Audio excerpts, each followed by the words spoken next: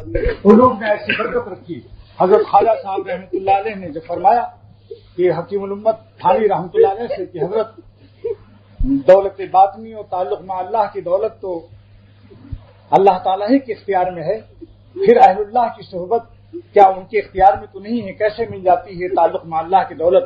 تو حضرت حکیم الامت تھانوی نور اللہ مرقدہ نے فرمایا کہ اہل اللہ والوں کے قلوب میں اللہ تعالیٰ نے ایسی برکت رکھی ہے کہ جس پر ان کی عنایت اور جس پر ان کی مہربانی اور ان کی شفقتیں ہوتی ہیں، اللہ تعالیٰ ان پر اپنا فضل ضرور ہی فرما دیتا ہے.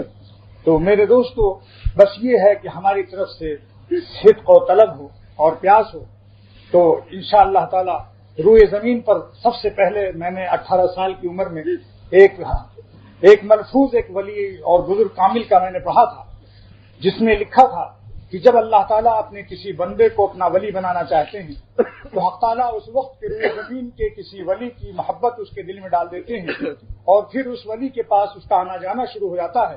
آہستہ آہستہ اس کے فیضان صحبت سے وہ تعلق مع اللہ کی عظیم دولت سے فائد ہو جاتا ہے. آج اگر یہ سلسلہ نہ ہوتا تو آج دنیا میں اولیاء اللہ کا بیج بھی نہ ملتا، لیکن حق تعالیٰ کی عادت اللہ یہی ہے اور سنت اللہ بھی یہی ہے کہ اللہ تعالیٰ اپنے اولیاء کے انتقال کے بعد ان کی فیضان صحبت سے بہت سے اولیاء ان کے جانشین پیدا کرتے ہیں، جنہوں نے ان کی جوتیاں اٹھائیں، ان کی دعائیں حاصل کی، وہ کیسے کیسے حالات خراب ہوں. لیکن حکیم الامت فرماتے ہیں کہ جو لوگ سلوک میں ہیں اور اہل اللہ کا دامن پکڑے ہوئے ہیں اور ذکر اللہ کا اہتمام رکھتے ہیں، چاہے درمیان سلوک میں ان سے گناہ بھی ہو جائے، بدنگاہیاں بھی ہو جائیں، غیبت بھی ہو جائے، معمولات بھی چھوٹ جائیں، پھر وہ توبہ کر کے سنبھلتے رہتے ہیں. جیسا حضرت شاہ ولی اللہ صاحب رحمۃ اللہ علیہ فرمایا کرتے تھے، ہم نے طے کی اس طرح سے منزلیں، گر پڑے گر کر اٹھے اٹھ کر چلے.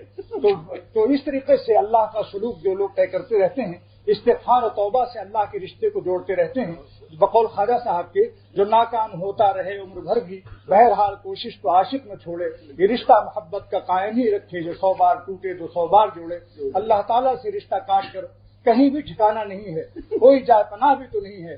لہذا ہم چاہے کتنے ہی گناہوں میں سے مغلوب ہوں، چاہے ہم کتنے ہی عیب سے پر ہوں، لیکن ہمارا اللہ کریم ہے. اور کریم کے بارے میں میں عرض کرتا ہوں کہ وہ عیبدار بندے کی عیبدار بندیت کو بھی ازراہ کرم خریدنے کے لیے تیار ہیں. چنانچہ اس کی دلیل میں علامہ آلوسی سید محمود بغدادی نے تفسیر الرحمانی میں فرمایا کہ اللہ تعالیٰ نے فرمایا ان اللہ اشتری من المؤمنین انفسهم بان لهم الجنہ، اللہ تعالیٰ نے ایمان والوں کی نفوس کو خریدا ہے.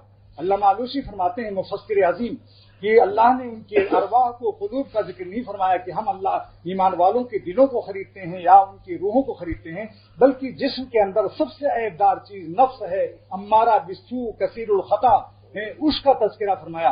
پھر فرمایا کہ اللہ تعالیٰ نے کیوں ایسا فرمایا، ارواح اور قلوب سے صرف نظر فرما کر عیبدار چیز کو خریدنے کے لیے کیوں اظہار فرمایا؟ تو فرماتے ہیں چونکہ اللہ کریم ہے، اور کریم جب کسی بازار سے گزرتا ہے تو وہی سودا خریدتا ہے جس کا کوئی خریدار نہ ہو، جس کا بیچنے والا مایوسی میں مبتلا ہو. وہ سمجھتا ہو کہ ہمارے خراب سودے کو، اس کھوٹے سودے کو کوئی خریدار کوئی نہیں مل سکتا، تو اللہ وہ کریم وہی خریدتا ہے. علامہ آلوسی فرماتے ہیں کیونکہ حق تعالیٰ کریم ہے، اس لیے اپنے کرم کی وجہ سے باوجود اس کے کہ ہمارے نفس کے تمام عیوب، تمام اعمال مستقبلہ سیئہ سے واقف ہوتے ہوئے، اللہ کو مستقبل کا علم ہوتے ہوئے، پھر بھی ہمارے نفس کو خریدنے کا لیے وعدہ فرمایا اور اس کے معاوضے میں اس جنت کا ذکر فرمایا کہ خریدا بالجنت التی لا عیب فیہا، فرماتے ہیں اس جنت کے عوض خریدا جس میں کوئی عیب نہیں.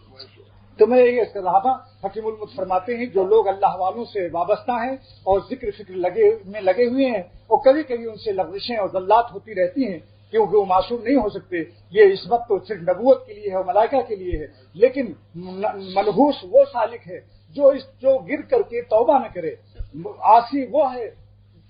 عاصی گنہگار وہ ہے بدکار، اور وہ منحوس اور وہ ہے محروم شخص ہے جس کو توفیق توبہ نصیب نہ ہو. اور اگر توفیق توبہ ہو جائے تو ہمارا شر خیر سے تبدیل ہو جاتا ہے. وہی شر جس سے توبہ کی توفیق ہو جائے، اللہ کے نبی صلی اللہ علیہ وسلم فرمایا خیر الخطائین، خطا تو شر ہے، توبہ کی برکت سے خیر لگ گیا، وہ خیر الخطائین ہے، بہترین خطا کار ہے. اور توابون ہیں، توابون کی 3 تعریف کی ہے اللہ علیہ قاری نے کہ رجاؤن ہیں، اللہ کی طرف رجوع کرنے والے ہیں.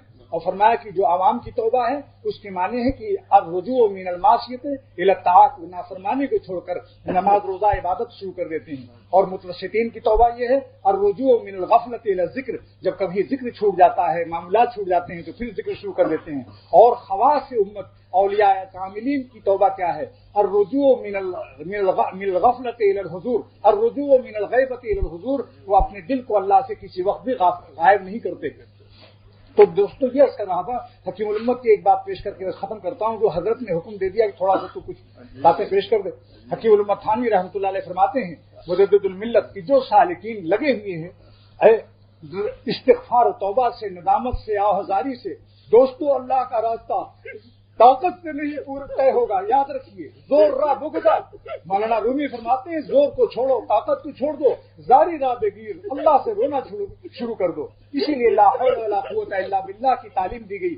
حضور فرماتے ہیں صلی اللہ تعالی وسلم کی لا حول ولا قوت الا باللہ کی اکثریت کرو، اس کو کثرت سے پڑھو، کیونکہ مجھے معراج میں سیدنا ابراہیم علیہ السلام نے فرمایا، مشکات کے اندر روایت موجود ہے کہ حضور کو حضرت ابراہیم علیہ السلام نے معراج میں جب ملاقات ہوئی تو فرمایا کہ یا محمد مر امتا کا، اپنی امت کو آپ حکم دے دیجیے گا ان یکثروا لا حول ولا قوت الا باللہ، کثرت سے کہتے ہیں لا حول ولا قوت الا باللہ.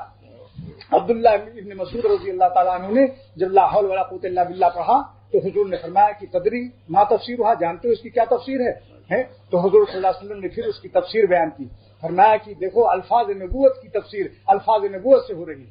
یہ اللہ تعالیٰ نے بعض حدیثوں کے اندر یہ خاص مضمون تو کیا ہے کہ لا حول عن معصیت اللہ، اس کی تفسیر ہے لا حول عن معصیت اللہ الا بعصمت اللہ، اللہ کی نافرمانی سے کوئی بچ نہیں سکتا مگر اللہ کی عصمت و حفاظت سے.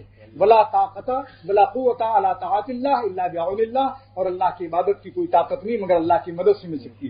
یہ عبداللہ ابن مسعود رضی اللہ تعالیٰ عنہ سے فرمایا. کس نے؟ حضور صلی اللہ علیہ وسلم نے الفاظ نبوت کی اپنے الفاظ مبارکہ سے اس کی شرح فرما دی. اچھا، اور فرمایا کہ جب بندہ لا حول ولا قوت الا باللہ پڑھتا ہے تو اللہ تعالیٰ کیا فرماتے ہیں؟ حضور مشکات کی روایت ہے، اللہ تعالیٰ فرماتے ہیں اسلم عبدی واستسلم. جب بندہ یہاں زمین تو کہتا ہے کیا؟ لا حول ولا قوت الا باللہ، اللہ میرے اندر کچھ طاقت نہیں ہے گناہ سے بچنے کی، نہ نیک عمل کرنے کی، آپ کی مدد کا سہارا ہے. تو اس عاجزی پر اللہ تعالیٰ فخر فرماتے ہیں، ملائکہ سے فرماتے ہیں. حدیث کی عبارت تو یہ ہے کہ اسلم عبدی واستسلم، میرا بندہ ہے اسلم ہے. کیا مطلب؟ ملا علی قاری فرماتے ہیں یعنی انقاد عبدی، میرا بندہ مطیع ہو گیا، وہ ترکل انادا، عبدی انقادہ و ترکل انادا. عبارت کی لذت کو دیکھیں، عبدی انقادہ، بندہ مطیع ہو گیا، منقاد ہو گیا، اور اناد کو سرکشی کو ترک کر دیا. واستسلم کی تشریح شرح کی ملا علی قاری نے. واستسلم کے معنی کیا ہے؟ استسلام کیا چیز ہے؟ فرماتے ہیں یعنی عبدی فوض امور الکائنات الی اللہ باسرها، میرے بندے نے اپنی دونوں جہان کے غموں کو، دونوں جہان کی فکروں کو میرے سپرد کر دیا، تفویض کامل کر دی. کائنات میں دنیا بھی ہے آخرت بھی ہے. فوض عبدی، میرے بندے نے تفویض کر دیا امور الکائنات بتمامها باسرها الی اللہ تعالی شانہ، اللہ کی طرف. تو جب کبھی آپ لا حول ولا قوت الا باللہ پڑھیں تو درمیان میں یہ عبارت بھی پڑھ لیا کریں اسلم عبدی واستسلم، تاکہ اللہ تعالیٰ کس سے فرماتے ہیں. حدیث میں اس کا پتہ نہیں. حافظ ابن حجر اسقلانی رحمۃ اللہ علیہ نے بخاری کی شرح کے اندر فرمایا کہ اللہ کس سے فرماتے ہیں. متن میں تو اشارہ نہیں مگر حدیث کو سمجھنے کے لیے شروع کی طرف مراجعت کرنی پڑتی ہے. فرماتے ہیں کہ اللہ یقول للملائکۃ، ملائکہ سے کہتے ہیں اللہ تعالیٰ. متن میں اس کا اشارہ نہیں ہے مگر حافظ ابن حجر اسقلانی شرح بخاری کے اندر فرماتے ہیں کہ یقول، اللہ تعالیٰ کس سے فرماتے ہیں؟ للملائکۃ. کیوں کہتے ہیں؟ معلما، ملائکہ کو تعلیم دیتے ہیں. بکمال قائلھا، یعنی لا حول ولا قوت پڑھنے والا اس کے کمال کی اطلاع کرتے ہیں کہ کمال فنائیت اور ربیت سے فائد ہو رہا ہے میرا بندہ، اس کی اطلاع اللہ تعالیٰ ملائکہ کو دیکھتے ہیں. یعنی معلما، یقول اللہ تعالیٰ معلما للملائکہ ہے. کیا کہتے ہیں؟ بے کمال قائلھا والمتحلی بمعناھا، کہ لا حول کے اندر جو معنویت ابدیت ہے، فنائیت ہے، میرا بندہ اس سے متحلی ہو گیا، زیور سے آراستہ ہو گیا فنائیت کی نعمت سے. یہ اللہ تعالیٰ کی طرف سے ہوتا ہے. تو میں خیر حکیم الامت کی آخری بات پہ عرض کرتا ہوں اور اسی بات ختم کرتا ہوں کہ حکیم الامت تھانوی نور اللہ مرقدو فرماتے ہیں کہ جو لوگ اللہ کے راستے میں لگے ہوئے ہیں، اللہ والوں کا ہاتھ پکڑے ہوئے ہیں اور ذکر فکر میں لگے ہوئے ہیں، سلوک میں ان سے بہت سی لغزشیں بھی ہوتی رہتی ہیں، استغفار و توبہ سے اس کی تلافی کرتے رہتے ہیں. جب خاتمہ کا وقت آئے گا، یہ سننے کی بات ہے، اب حکیم الامت کا ارشاد سنیے، جب خاتمہ کا قریب ہوگا تو اگرچہ وہ اپنی کمزوری، بشری کمزوریوں کی وجہ سے، اپنی کم ہبتی کی وجہ سے دنیا کے تعلقات کو مغلوب نہ کر سکے ہوں، اس وقت میں جب اللہ اپنے پاس ان کو بلائے گا تو اللہ تعالیٰ اپنے فضل خاص سے بدون استحقاق محض اپنے کرم سے اپنی محبت کے تعلق کو غالب کر کے اور دنیا کے تمام تعلقات کو مغلوب کر کے اللہ تعالیٰ حسن خاتمے کے ساتھ ان کو اٹھائے گا، سلوک کی تکمیل فرما کر اٹھائیں گے۔ سبحان اللہ۔ بس دعا کیجیے، آپ حضرت سے دعا کی درخواست کریں۔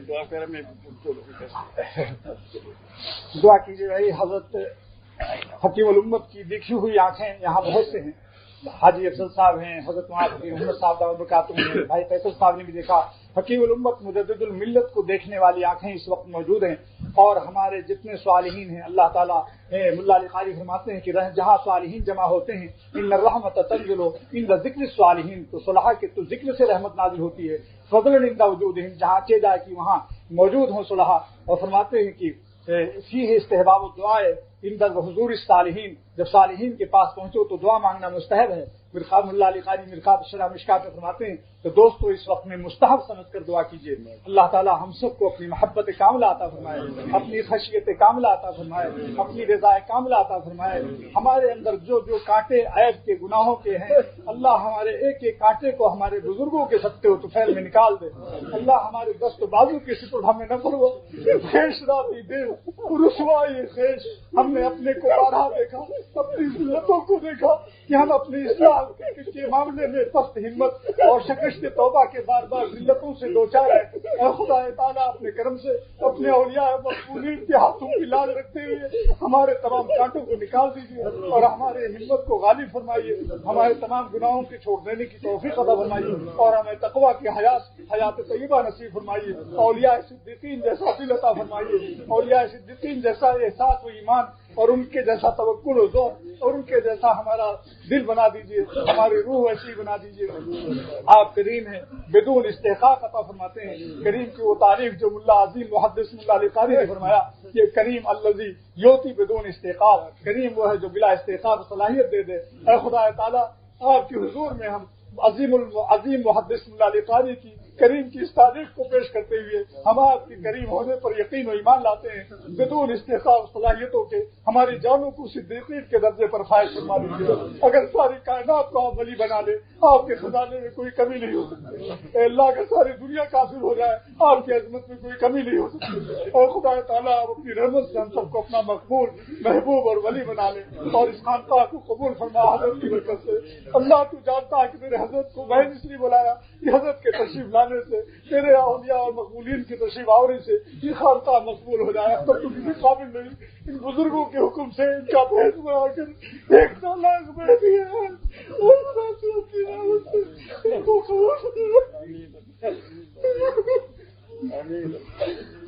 اے اللہ اپنی رحمت سے تو قبول فرما لے، نقل کی برکت سے ہمارے اندر حقیقت کی روح ڈال دے، یا اللہ اس کو بڑے اپنی رحمت سے حکیم الامت کے نام پر اللہ تو اپنے فیضان کے خزانے برسا دے اور اپنی رحمت سے ہم سب کو اپنی دین کی خدمت کے لیے قبول فرمائے اور ہماری دنیا کی تمام حاجتیں پوری فرمائے۔ میں حضرت سے گزارش کرتا ہوں کہ حضرت ہنس کر کے تشریف لائے ہیں، ان کی دعا حضرت کی آمین بھی ہو رہی تھی، جتنی بھی دعائیں ہم نے مانگی یہ سب پر حضرت کی آمین ہے انشاءاللہ، لیکن حضرت کی زبان سے بھی دعا کی درخواست کرتا ہوں کہ حضرت دعا فرما دیں۔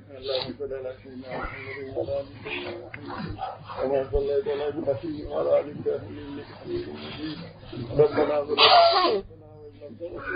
وترحمنا ونكون من الخاسرين ربنا لا تزغ قلوبنا بعد إذ هديتنا وهب لنا من لدنك رحمة إنك أنت الوهاب ربنا آتنا في الدنيا حسنة وفي الآخرة حسنة وقنا عذاب النار يا رب مجد وافقية رب العالمين سب حاضرین کے مقاصد اور مراد پورا فرما، جتنا حاضرین ہے رب العالمین سب کے مقاصد اور مراد پورا فرما، سب کے مراد پورا فرما، سب کے مقاصد پورا فرما دے، جو حاجت ہے رب العالمین سب کو پورا فرما دے، یا اللہ جو بیمار ہے ان کو شفا کا علاج عطا فرما دے، یا رب جو بے روزگار ہے ان کو روزگار عطا فرما دے، یا رب جو بیمار ہیں ان کو روزگار فرما دے، ان کو شفاعت عطا فرما دے رب العالمین، یا رب جو حاجت ہے سب العالمین جو حاضرین کو ان کا حاجت کو پورا فرما دے، یا رب سب حاضرین کا حاجت پورا فرما دے، سب کی مراد پورا فرما